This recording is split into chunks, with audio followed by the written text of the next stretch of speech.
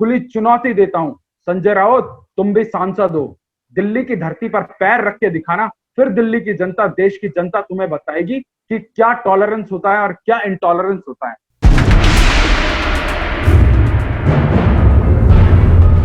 कंगना रनावत शुरू से ही सुशांत सिंह राजपूत को न्याय दिलाने के लिए मुखर थी और वो इस बॉलीवुड के अंदर हो रहे उस घिनौने खेल को जो है बार बार एक्सपोज कर रही थी। परंतु आज जो संजय राउत ने किया है वो निंदनीय तो है ही, और उसकी जितनी भर्त्सना की जाए उतनी कम है। आज ये लोग इतने डेस्परेट हो चुके हैं कि ये अब कुछ भी बोलने और कुछ भी करने से जो है परहेज नहीं कर रही।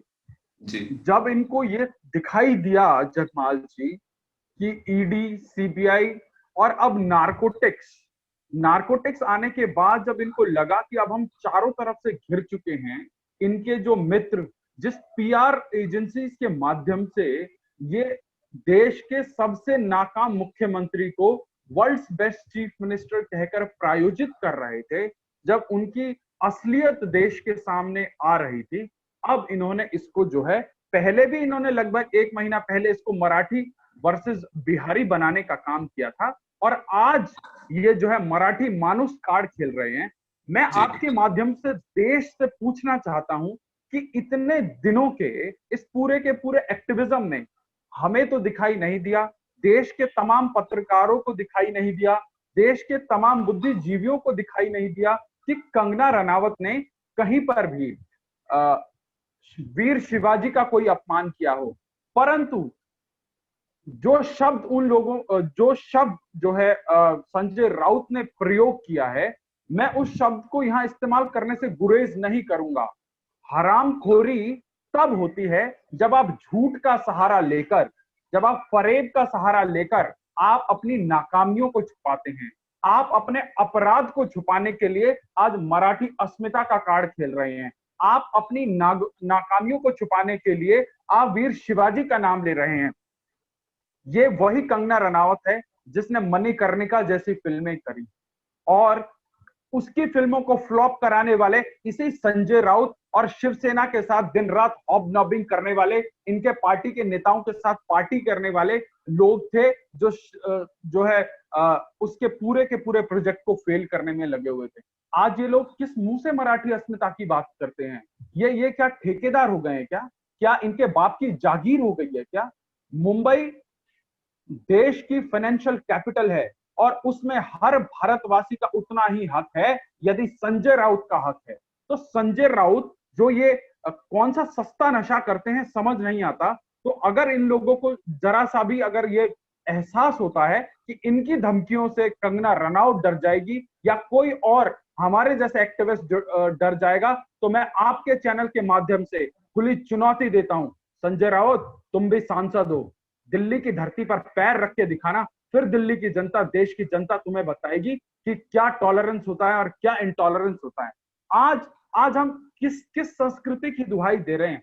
आज हम उस संस्कृति के द्योतक हैं जहां पे या देवी सर्वभूतेषु शक्ति रूपेण संस्थिता, नारी को शक्ति के रूप से पूजा जाता है।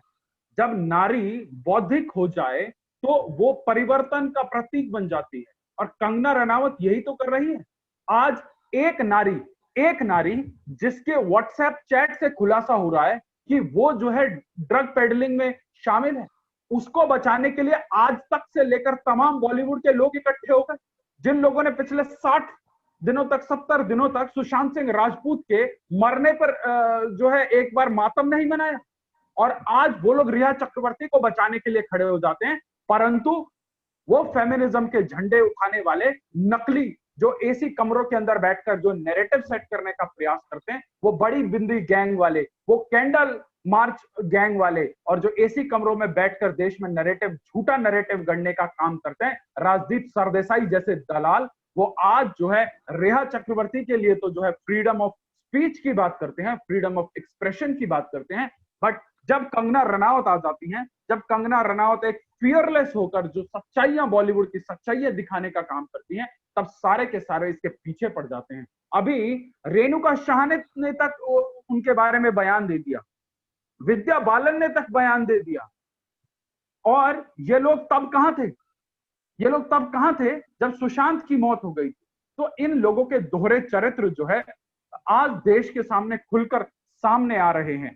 तो हमारी संस्कृति और जिस कल्चर का मैं अभी जिक्र कर रहा था, हमारी भारत की जो वाइब्रेंट कल्चर है, जो हमारा सनातन धर्म है, उसने नारी को इतनी शक्ति प्रदान की है कि उसका सही उपयोग आज के समय में हम लोगों को देखने को नहीं मिल रहा है। हम दुर्गा की बात करते हैं, हम सरस्वती की बात करते हैं, हम तमाम उन देवियों की बात करते हैं जिन्होंने महिषासुर का मर्दन किया, परंतु आज यहाँ पे जो देखने को मिल रहा है कि एक लड़की जो खुलकर जो है असत्य को जो है एक्सपोज कर रही है, जो सत्य का साथ दे रही है, आज उसके साथ कोई खड़ा नहीं हो रहा है। क्यों खड़ा नहीं हो रहा है? तो ये जो बॉलीवुड के अंदर जो पूरा का पूरा कार्टेल चलता है, आज मैं आपको बताता हूं, आईएसआई के साथ काम करने वाले लोगों की फोटोज बॉलीवुड के बड़े बड़े महानायकों के साथ दिखती है। अभी सोनम कपूर की शादी हुई थी, तो उस शादी में और बड़े बड़े जो आईएसआई के एजेंट्स हैं, उन लोगों की, बड़े बड़े बिजनेसमैन है जो पाकिस्तान परस्त बिजनेसमैन है, उन लोगों की जो है फोटोज वायरल हुई। अभी मैं आपको अनुरोध करूंगा कि आप वो फोटोज अपनी स्क्रीन के ऊपर चलाएं। ये मैं तथ्यात्मक बातें कर रहा हूं। और आज दुख इस बात का है कि हमने ऐसे लोगों को जो है अपना हीरो बना लिया है, और ये लोग सिर्फ और सिर्फ किरदार में रहने वाले लोग हैं, और ये 24 घंटे 365 दिन किरदार में रहते हैं, और ये उसी किरदार से जो है धन अर्जन करते हैं। इस देश की जनता इन लोगों को सर आंखों पर बिठाती है, पर इन लोगों की हॉबनॉबिंग सिर्फ और सिर्फ पैसों के लिए है। ये लोग, इनका कोई देश के साथ सेंटिमेंट नहीं जुड़ा है। आज देश की बात आ रही है, आज ये नारीवादी लोग कहां चले गए? कहां चले गए वो फेमिनिस्ट लोग? आज इतना ओपन थ्रेट दिया जा रहा है, और आज आप बताइए, इस पूरी की पूरी जांच में क्या महाराष्ट्र सरकार या शिवसेना कोई पार्टी है क्या जो इस प्रकार के डेस्परेट बयानबाजी कर रही है? एक एफआईआर छोड़ नहीं कर पाते, कोई जो एविडेंसेस हैं, जो प्राइमरी एविडेंसेस हैं, उनको कलेक्ट नहीं कर पाती है। जब उनको सुप्रीम कोर्ट से झाड़ पड़ती है, आज देखिए किस किस एंगल से जांच हो रही है, और अगले 4-5 दिनों में इतने बड़े बड़े खुलासे होंगे कि देश की जनता चौंक जाएगी कि जिन लोगों को हम सुपरस्टार समझकर दिन रात उनको पूजने में लगे होते हैं, उन लोगों की काली सच्चाइयां बाहर आ रही हैं। तो मैं पूछता हूं आज आपके चैनल के माध्यम से, क्या कंगना रनौत ने जो प्रश्न उठाए हैं, क्या कंगना रनौत का प्रश्न धर्म या राष्ट्र से नहीं है? निश्चित रूप से उसका प्रश्न धर्म से भी है, उसका प्रश्न राष्ट्र से भी है। एक नारी ने सांस्कृतिक क्षणक के कारक और जो प्रभावशाली लोग हैं, उनके विरुद्ध आवाज उठा दी। आज एक छत्ते पर, एक मधुमक्खी के छत्ते पर उसने हाथ डाल दिया। तो इन लोगों का बिलबिलाना, इन लोगों का भिनभिनाना दिख रहा है, समझ आता है। उन्होंने क्षेत्रवाद के खिलाफ आवाज उठाई है, उन्होंने जातिवाद के खिलाफ आवाज उठाई है, उन्होंने परिवारवाद के खिलाफ आवाज उठाई है, और उन्होंने सबसे बड़ी चीज जो बॉलीवुड के अंदर जो ढोंग है, उसके खिलाफ आवाज उठाई है। चाहे वो कोई व्यक्ति हो, चाहे वो कोई राष्ट्रीय राजनीति का कोई दल हो, यदि वही राष्ट्रीय विखंडन में संलग्न है, तो क्या उसके विरुद्ध आवाज उठाना गलत है? यदि उसके खिलाफ आवाज उठाना गलत है, तो मैं भी उस आवाज में शामिल हूं, और मेरे साथ सैकड़ों युवा शामिल हैं जो इस देश की एकता, अखंडता और संप्रभुता के लिए जो है खतरनाक बातें करते हैं।